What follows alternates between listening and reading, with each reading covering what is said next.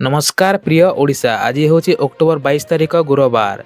चलतु आज किसी मुख्य खबर उपर नजर पकेवा एवं पाखरे थिबा बेल आइकन को ऑन कर दियंतु जहाद्वारा आम वीडियो आपण पाखक सर्वप्रथम पहुँची पार।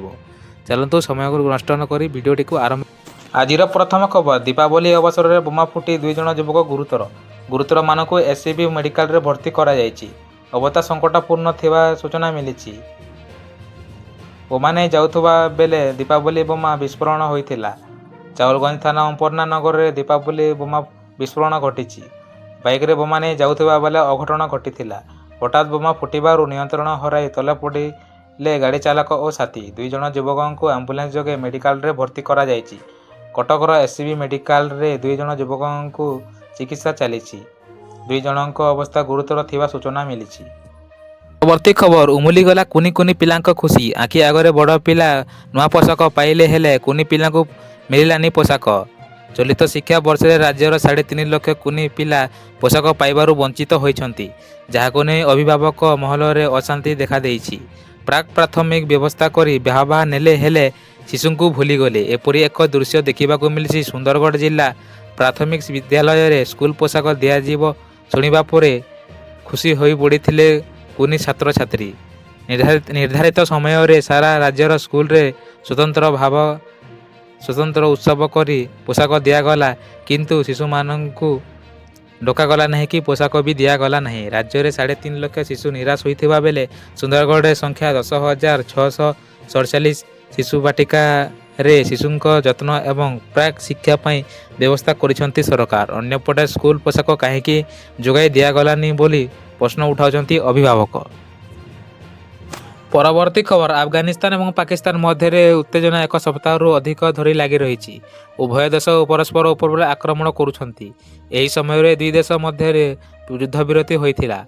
अफगानिस्तान उपर आक्रमण समय पाकिस्तान भारत को संघर्ष टाणिबाकू चेष्टा करिथिला।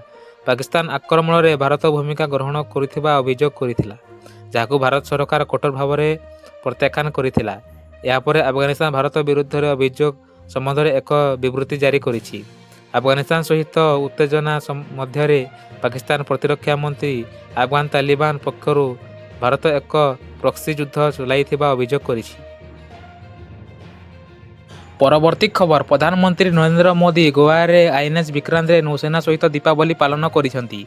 प्राय 40 मिनिटर भाषण देइछंती प्रधानमंत्री मोदी कहिसेंती आज आमर विक्रांत आत्मनिर्भरशील भारत एवं मेड इन इंडिया रो एक विराट प्रतीक। विक्रांत पाकिस्तान रातिर निद हजाई देइछि।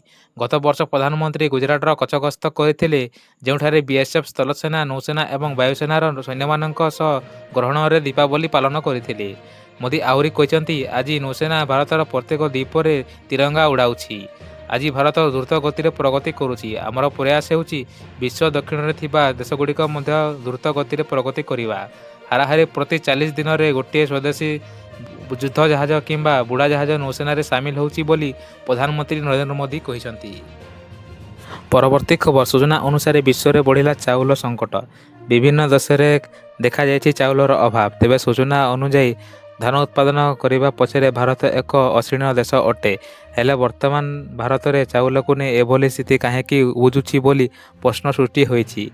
हेले अणबासमती चाउल रप्तानी बंद हो बोली मध्य खबर आसीछि। भारतर एपरी परिस्थिति पाई विश्व पाई यह एक बड़ समस्या पलटि जाइछि, जो कारण आगामी समय रे समस्त देश में चाउल दर वृद्धि पाइबारे लागिबो। एहा सह विदेशी बाजार रे मुद्रा मध्य वृद्धि घटी। पृथ्वीर सर्वाधिक चाउल रप्तानीकारी देश होउछि भारत। तेबे मोट रप्तानीर 40% भाग भारत अन्य देश को पठाई थाए।